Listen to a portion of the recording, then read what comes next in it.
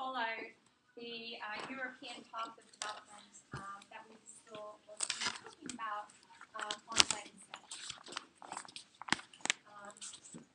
or whether they're much more likely to follow kind of alternative paths. So we didn't quite finish up on Wednesday, so we'll just look at the Industrial Revolution, and then we'll go into arguments about how likely it is the developing states can follow the European path. We'll look at some of Timmy's arguments about that from the reading we had for today's class as well.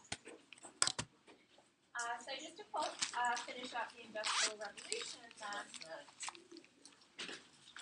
the Industrial Revolution, particularly in Britain, was a transition from hand-made products to machine-made. So suddenly, kind of mass-scale production rather than the small-scale production that had taken place before. So this was particularly in textiles, and there was the development of steam power. And this was important in the factories. Okay, steam power powered a lot of the machines that were used in this new production method. But it also opened up transportation in a way that hadn't been possible before. How did steam power revolutionize transportation? Yeah, exactly. Steam power revolutionized trains. Or steam power made trains possible. So we have railway links developing right across Europe and the US and Canada at this point in time. And iron making and steel is connected to this as well. Right? We have ways now to create the train tracks themselves in a reliable way. The steam engines, you need this kind of incredibly strong material to house the fires that were used to make the steam to power the trains. So this began in Britain and then spread to the rest of Europe pretty quickly. So as we talked about on Wednesday, this is the movement of people from agriculture now into industries and rapid economic development. And this results in population increase as well, right? So at the same time as we're seeing the Industrial Revolution, we're also seeing developments in medicine and in excuse me, and just in sanitation in general, right? So the spread of disease is starting to decrease, and the population is starting to increase as children, or not as many children, are now dying before the age of 5, right? More children are surviving, and people are starting to live longer as well. So, from your reading this week, or this class, I have the question, does a single process of state formation exist? The experience of the developed states themselves would indicate yes. So we look at European states, we look at the US, Canada, Australia, they went through a very similar process. And Sybil Black describes this as going through 4 stages. Challenge of modernity, a consolidation, of modernizing leadership, an economic and social transformation, and then the integration of society. So we think of the example that we used on Wednesday, right? We looked at the example of Britain and how Britain developed. Okay. And we can start putting Britain's example into these stages. So what was the challenge of modernity that Britain experienced that kicked off this process? There were a few hands that kind of went up and then all came down again. Does anyone want to take a guess?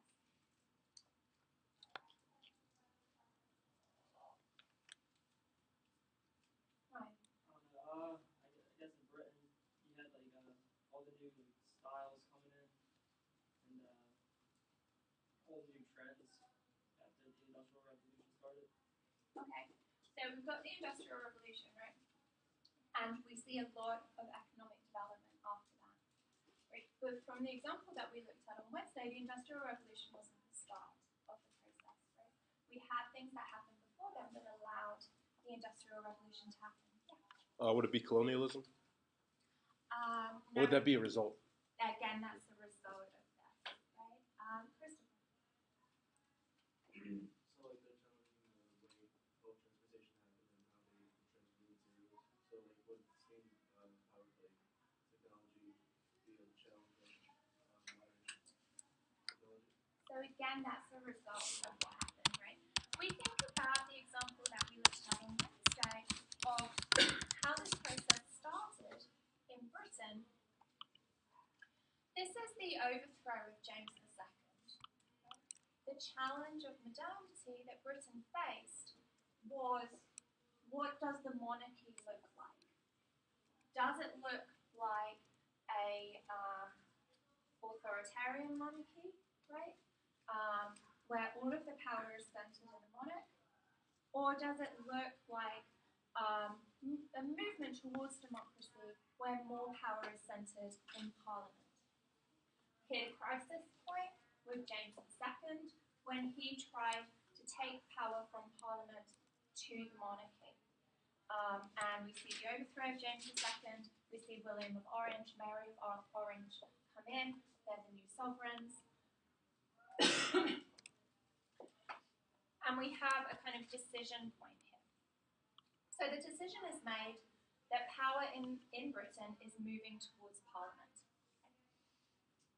We have a consolidation of modernizing leadership. Talked about this. Sorry. No, I forgot. You said something about the they put more. Sorry, because I remember you alluded to it the other day. Yeah, sorry. Okay. Does anyone want to comment on this modernizing leadership? Where did we see the modernizing leadership? I feel like when the transition from divine right to like you said about democracy or republic, I guess. Okay, well, Britain still has monarchy, so we're not a republic. It's a constitutional But, monarchy. it's a constitutional monarchy, right? So power is with Parliament. And I think that's what you're getting. Yeah, Parliament. I'm sorry. No, that's fine. So power is now with Parliament, right? So when we look at where this modernizing leadership is, right, that's in Parliament. And we have a set of leaders in Parliament who are open to new ideas, who want the country to industrialise, partly because it's in their own self-interest.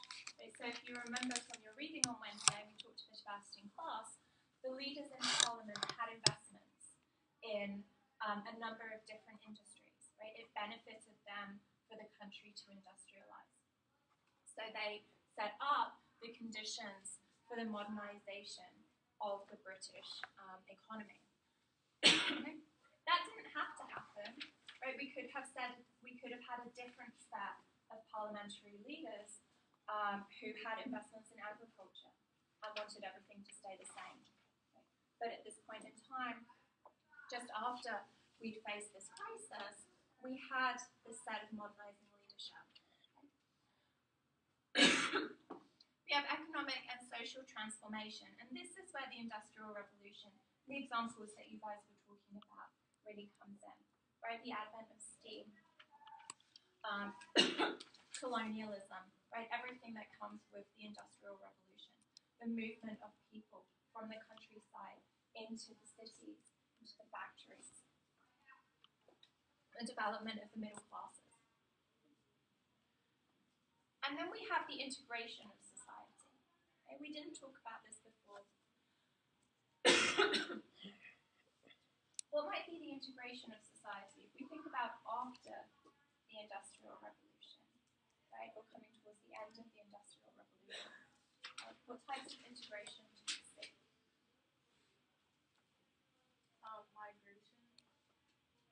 Migration from different countries to England. Okay. We mainly migration after the end of the colonial empire, right? But that is a radical shift in British society during the 1950s. So that's a bit later, but it's certainly a transformation that we see. There was immigration of people from the rural areas in the cities, the technology that was being introduced into society. Yeah, right. We have a much more integrated society, partly through transportation links, partly from this movement of people, right? They didn't lose their ties with their family and communities back in the rural areas, right? People tend to go in between both. In a political sense, we can look at the integration of society as the expansion of who can vote. So, because we now have a middle class, more and more people are owning land, are owning houses, right? The number of people who are eligible to vote vastly increases during this period of time, right? It's no longer just the very wealthy, it's now the middle classes as well. And then finally, when we look right at the end of the industrial period, we start to see the women's suffrage movement as well, right? Kind of further integration of society so that everybody has a stake in the parliament moving forward. Okay. So, the example of how these stages apply to Britain, we look at other developed countries that all have different details. They follow basically that same pattern. According to Tilley, why did many think the new developing world countries would follow this path? What were the arguments in favor of this?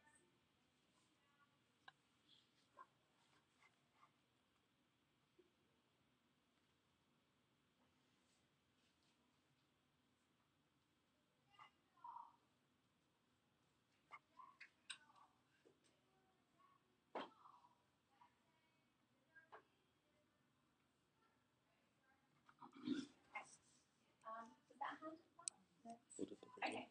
I'm going to remind you that your quizzes are on the readings, so make sure that you are reading everything each week.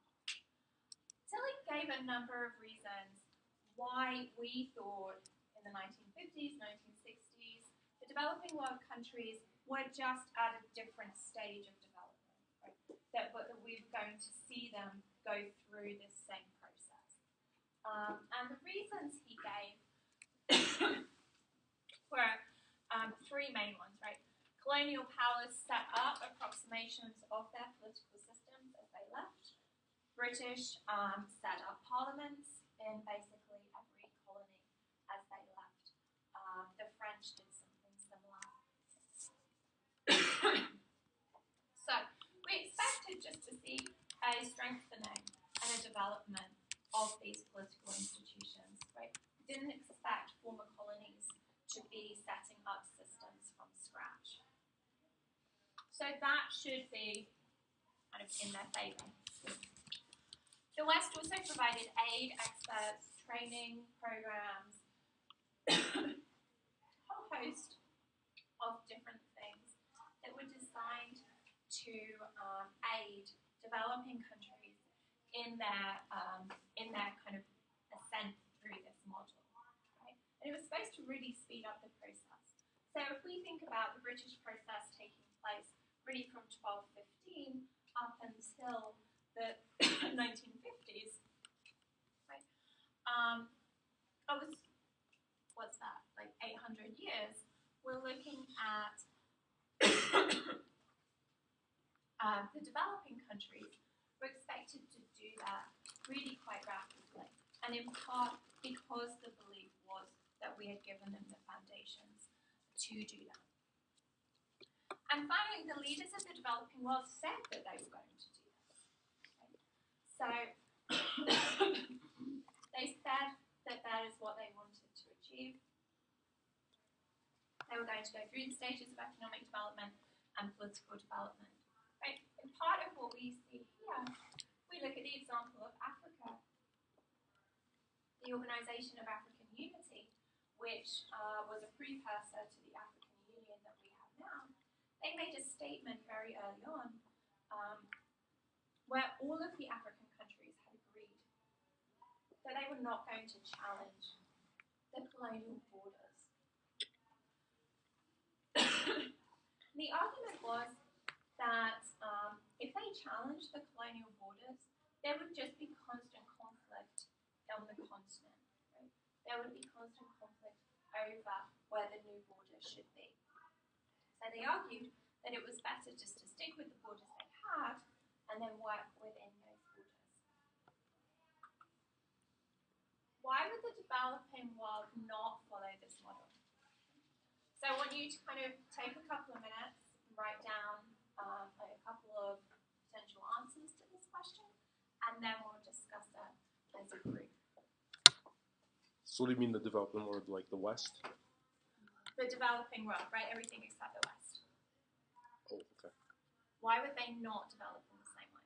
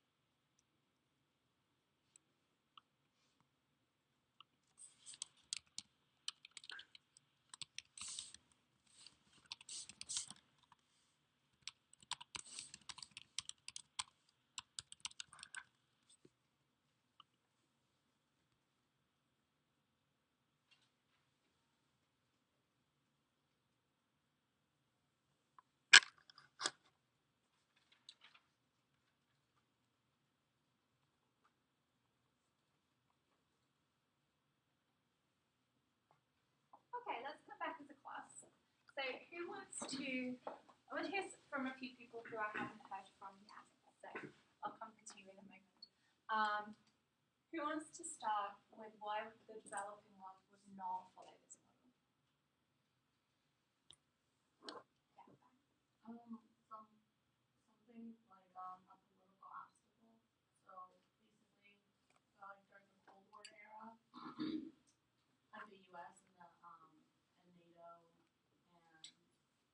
and Russia or the Soviet Union weren't like basically getting along. So a lot of it could have affected what they were putting their priorities to or what their resources were going into. So instead of focusing on transitioning into the Industrial Revolution, they focused on that. Okay. Yeah, the international system plays a role here, right? Yeah, at the back. I think some of the colonized countries or territory countries wanted to, it was like a way of excuse me, rejecting like westernization or rejecting the civilizing movement that Europe was taking. Okay.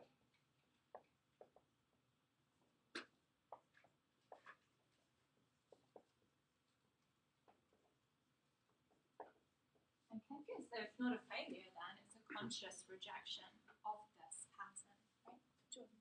Could be a lack of resources, or maybe the fact that I guess the little industry they had there was destroyed in the conflicts or something like that. Okay. So the had already been set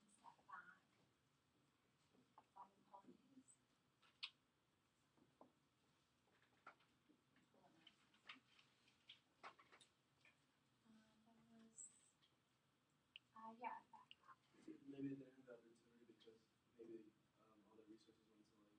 in, say, a civil war or something like that, where the dynamic is up. Okay, yeah, so conflict itself. Down the front. Yeah, over. Go. I mean, that's what I would say, lack of political unity. Unity because even though they decided to keep the borders a lot of the borders were not taken the borders didn't take into consideration the different groups living within the country. So oftentimes you might have different groups jockeying for power against one another, or who historically didn't get along to begin with. Yeah. So ethnic conflict as well. Yeah.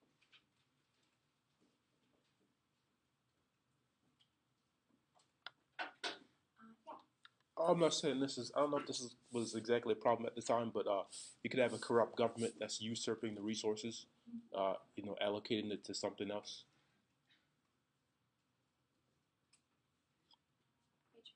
I think you also have to look at how the types of conflicts are changing. So with globalization, in fact, and after like the World War II, you just don't see those conflicts within countries anymore. You see that they're happening, like civil wars are happening more often.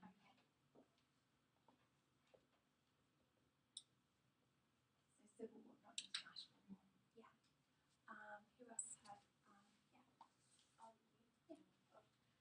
Also, a lack of knowledge, but like not necessarily knowledge, but enough elites to take the role of governing and Okay, so people trained for yeah. positions that they want. So technical training.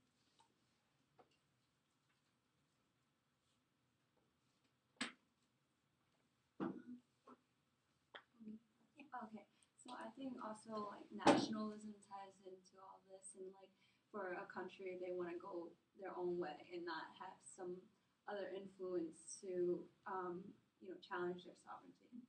Okay. So rejection of westernization, we can add a general sense of nationalism. Yeah. Maybe they, because of the military that they had, maybe they were afraid to challenge authority. Who was afraid to challenge it? Let's say people who were trying to, No, go on. You're on the right line. like people who had a problem with the system they were running, like maybe the government wasn't as they were brought out to be, so they just had trouble challenging authority. Okay. So we think maybe repression from the military, right, or repression from the government in general. So we don't have political debates. So we can do repression.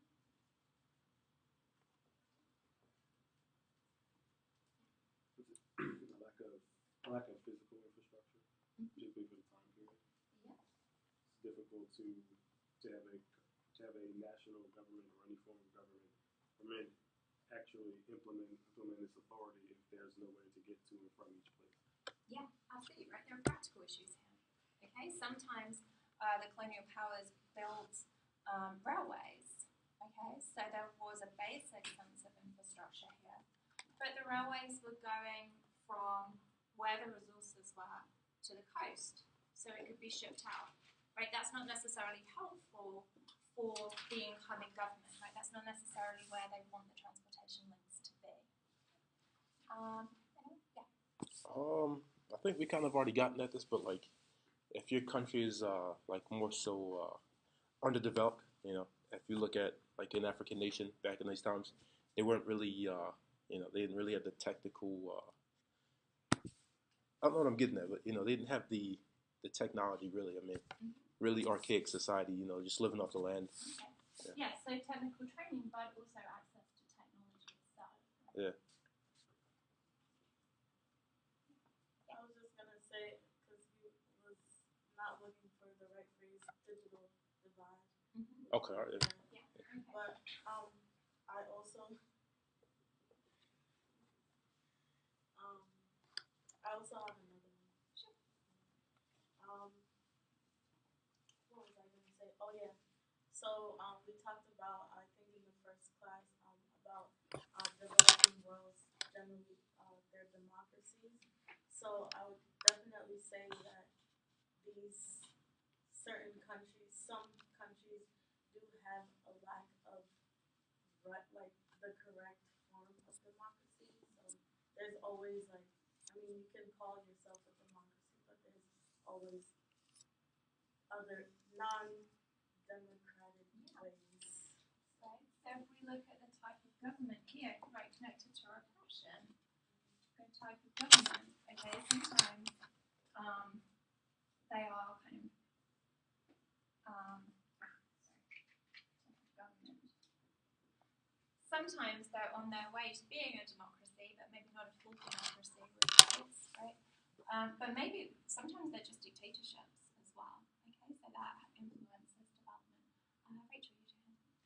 I was kind of thinking along the lines of like healthcare, and if they have like diseases in the country that are kind of keeping them from establishing like their institutions and infrastructures because people keep dying off. Okay, yeah. So the prevalence of disease and healthcare and basic systems, right? I'm not sure if this applies, but independent movements, like maybe some countries or states were trying to become independent, and that was what they were focusing on instead of. Okay. Yes. So what we so I guess this would come after the independence movements, right? Because while the independence movements were there, that would have been while they were still colonies, right? But we can look like this connects to conflict here, because in some countries like Zimbabwe, the independence movements after the country became independent, the two independence movements then fought each other, right? And there was a pretty brutal civil war in Zimbabwe. Yeah, that feeds into conflict. Okay. Any other comments on this? Sure. I think essentially it kind of adds up to all the above. Well, yeah. Yeah, so this all feeds in, right? So this is a great set of answers. So let's look at this in a bit more detail, right? So we can split these between political and economic obstacles, right? So we have a foreign imposition of institutions, right? A couple of slides ago, that was shown as a positive thing, right? In the 1950s, 1960s, officials in the West said this is a positive thing. We've already given them the political institutions they need. Now they just need to kind of strengthen them. Actually, what happened is we have this foreign imposition of institutions that the people didn't really want, right? They weren't natural to a lot of these societies. And in some ways, they created more confusion than was helpful. But in general, there was a kind of distrust of these institutions. That meant that politically it was very difficult to gather support. And we have leaders often picked, supported by former colonial powers. So we talked last class about whether the US would have allowed Afghanistan to elect a president that it didn't approve of. You see a similar pattern in the post-colonial elections, right? Particularly the first election. The first election after the colony became independent. Sometimes the elections actually took place before the colony was independent, right? So that the new country came in with a leadership already in place. Okay? But then the British, the French, the Portuguese, they were making sure that these leaders were pretty friendly to the former colonial powers. As we move into Cold War, we have dictators who are loyal to Western powers and to the USSR as well. And these are favoured over undemocratic elections. The Cold War brings in a kind of international system dimension to this.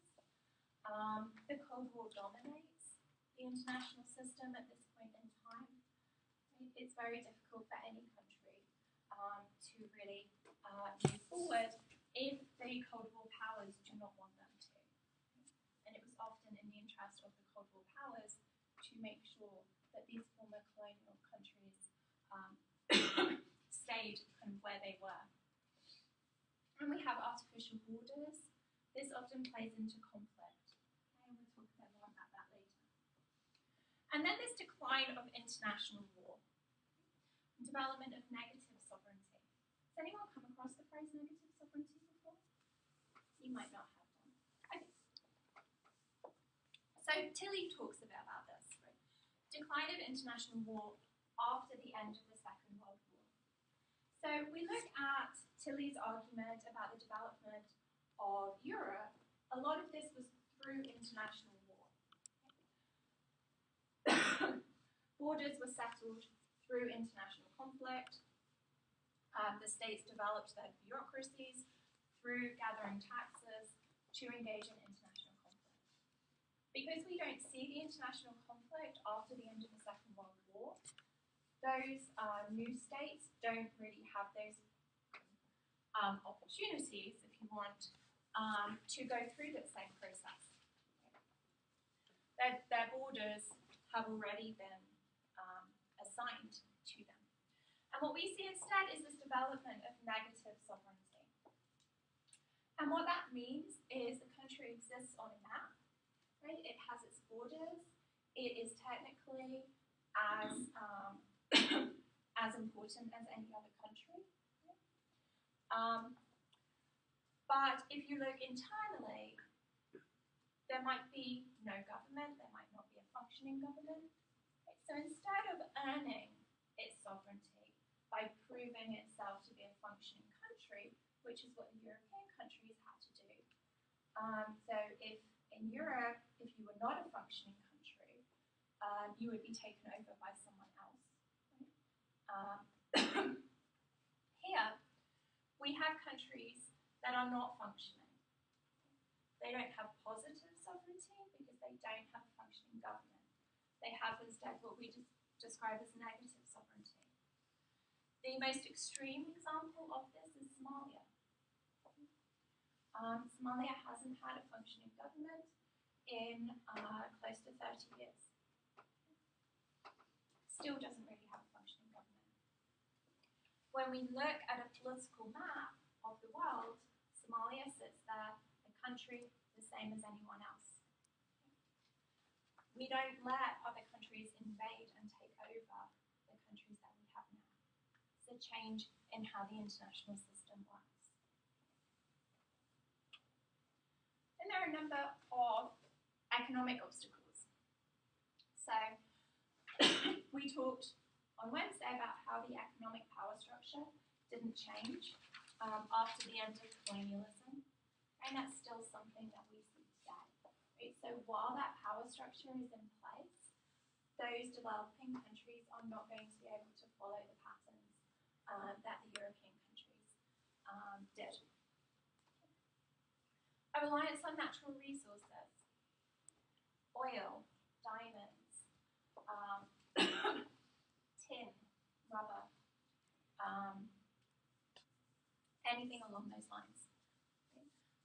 One of the components of an iPhone is only found in the Democratic Republic of Congo. Okay? Makes it an incredibly valuable resource for the DRC. I was gonna say, yeah, sexy, like wars being fought over it. Yeah, it's really, really controversial issue. Yeah, right. Countries that rely on natural resources are more prone to conflict, right? Then that will destroy political institutions. Right? If it's an internal war, it will destroy internal political institutions. Countries that rely on natural resources that do not fall into civil war still have relatively weak political institutions. In part, this is because they don't develop their economy, they don't develop their institutions. So if you are Nigeria and you have a huge amount of wealth coming into the country through oil, you don't worry about developing your manufacturing industry. You don't worry about developing any other kinds of industry.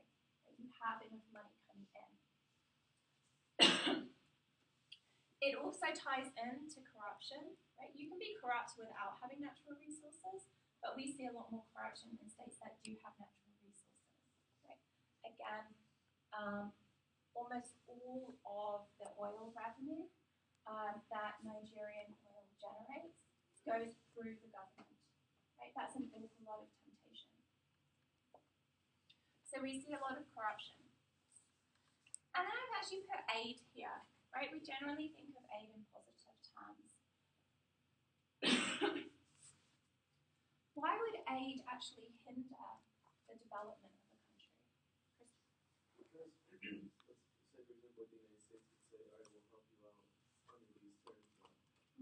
Like you have to establish some form of democracy into the government, something like that. Yeah, so there are conditions, right? A country might give some aid to a developing country, but then the government is corrupt and takes it, so that makes the other states not want to do the same because they know it's not going to really go help the people. Yeah, right? So aid can also feed into the corruption here, right? And that can weaken political institutions, okay? And not help economic development. And it may also make them very dependent upon the aid. So, for example, there's the shoes Toms, where they were, if you buy a shoe, they could give it back to like a child in Africa or something like that. But the backlash with that was that entrepreneurs there who were making shoes for the children weren't able to get their shoes out because instead of paying for it, they were getting them for free, basically. So while they were trying to help them and aid them, it kind of was like a disaster for them economically because they weren't able to get entrepreneurs out and helping them create their own business. Yeah, right? The aid has a knock-on impact to the rest of the economy within these countries, right? If high levels of aid are going in, is it stopping the entrepreneurship within that specific country, right? You think of that in terms of the very first reading that we had where we talked about lean versus fat economies, right? The argument was the leanness, right, the scarcity, helped innovation. Okay? If we're taking away some of that scarcity by sending aid in, right, is that decreasing the amount of innovation, the amount of economic opportunities that is taking place within the receiving country? There's been a lot written on this argument, right, and people fall on both sides of it. Okay. So what did Tilly say? Tilly had a number of arguments, and particularly looked at the impact of the Second World War and how this, how the changes that took place after the Second World War meant that we should not expect developing world countries to follow the same pattern as European countries. He argued that the state system itself, right, the international system, was fundamentally transformed, and this would have knock-on impacts for development among developing countries. So we have the Cold War on our list. Tilly talks about the Cold War, and he talks about two specific ideas, right? The bipolar system, it's the US and the USSR, and the knock-on impact that had, right? So we have dictatorships, we have a lot of corruption, and we don't have a lot of development. He also talks about this idea of a nuclear peace, right? How nuclear weapons changed the international system.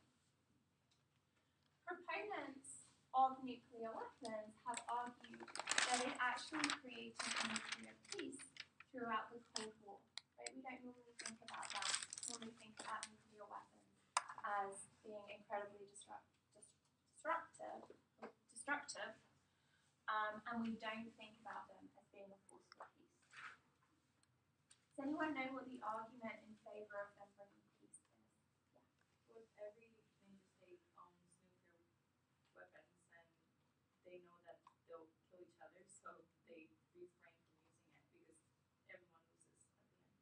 Yeah, exactly, right? The proponents of nuclear peace argue the reason the US and the USSR did not go to war with one another, the reason why it was a Cold War rather than an actual war was because each side was so afraid of the other's nuclear weapons that it acted as a kind of check on them. That neither side wanted things to get out of hand because everyone would be destroyed if it did.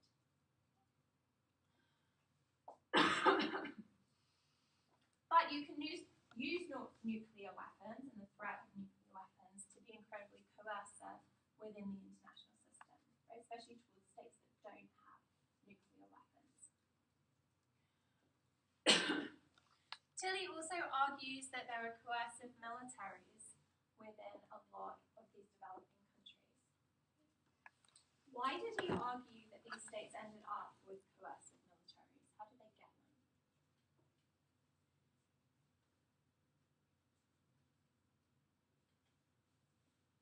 A lot of time, military power is when like the actual government's too weak and the military just kind of steps in. Yeah, so part of it is the weakness of government, right? We have these brand new governments, people who are trying to govern for the very first time.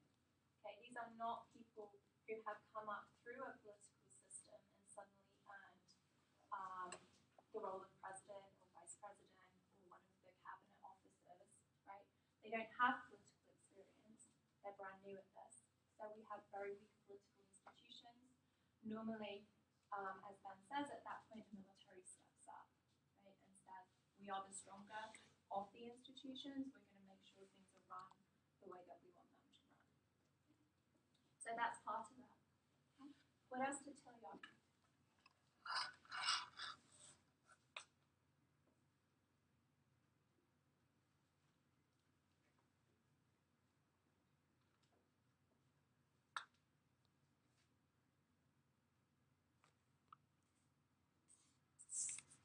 Tilly argued that this dates back to the colonial era. The militaries that were built up during the colonial era were not designed to protect the people. Right? We think of the US military as being designed to protect the people of the US. That was not the purpose of the militaries that were built up during the colonial period. The purpose of those militaries was to ensure colonial rule. Right? So it was to repress protests. Right? It was to repress independence movements when they could, to ensure the continuation of colonial rule. And that is a big mindset to change within these institutions. The change in the character of war, so this movement from international war to civil war. Civil war is not going to build the institutions of a country, right? It's going to destroy them. So, because we see much more civil war in these countries, that again stops them from going through this European model. We have investment in militaries. Why is investment in militaries stopping development in developing world countries?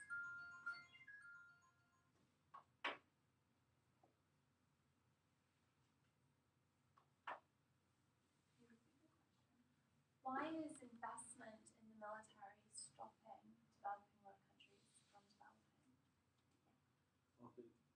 Often as in the case with North Korea, the bulk of the investment goes to the military rather than anything else.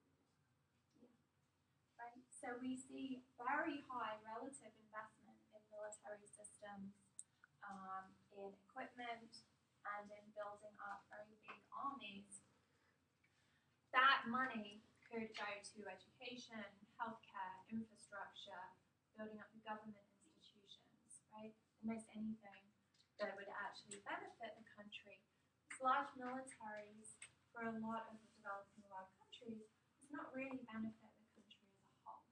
Right? It might benefit the leader of the country because they can repress the population if they need to, but it doesn't benefit the country as a whole. What we often see is these leaders then engaging coup proofing. If you have a developing world country that has an incredibly large military, you know, because of the structure of the international system, that another country cannot invade you then your threat comes internally. Right? Your threat comes from this incredibly large military that you have built up. So what presidents often do in this situation is they then deliberately weaken their military. So the military cannot overthrow them in a coup. And they do this through breaking up the military into different structures. So we might have the traditional military, right? The army, navy, if they have a coastline, an air force. But then they'll have parallel structures, right? National Guard, Republican Guard, right? Presidential bodyguards, that kind of stuff. Those parallel structures will report directly to the president rather than go through the military chain of command. But that is even more expensive, right? We're seeing even more investment in the military because we essentially have two militaries now. So more and more money going in that way. And we'll finish up just quickly by showing this map of Africa. Each different color block here is of different ethnicity. And you can see, hopefully you can see the black lines that are the country borders. So there is not a single country in Africa that represents a single ethnicity. This has led to a lot of conflict, right? This is one of the reasons we have as much civil war in Africa as we have seen, right? It's one of the reasons. There are a number of other reasons. Yeah. Also, due to colonialism, which you talked about the other day, they drew up the borders wrong when they carved it up. So, a lot of conflict there. Yeah, right. Well, they didn't carve the borders up wrong. They carved the borders up to suit themselves rather than to suit the people of the land, right? Again, in Europe, each one of these ethnic groups has originally been delegated. Those states might over time have grown together and kind of amalgamated. But initially, each one of these would have been a separate state. Okay? And then we would have gone through the process of the international warfare until we developed the bigger political structures that we see now. The ethnic map is from 1959 because that is the ethnic measure that we use, and that is still used today predominantly. Okay? The USSR sent in researchers into Africa in 59. They came back, they said these are the different ethnic groups. We haven't found a better measure since, so we just keep using it. Yeah. Okay, so you have your first quiz right this week. That's going to cover everything from last Friday up until today. Right? I haven't quite finished it, so it will be online the same 1 o'clock, and you'll have until Tuesday night to finish it. It's 5 multiple choice questions on Canvas, 15 minutes. Once you've started, you can't stop it, so make sure you have that 15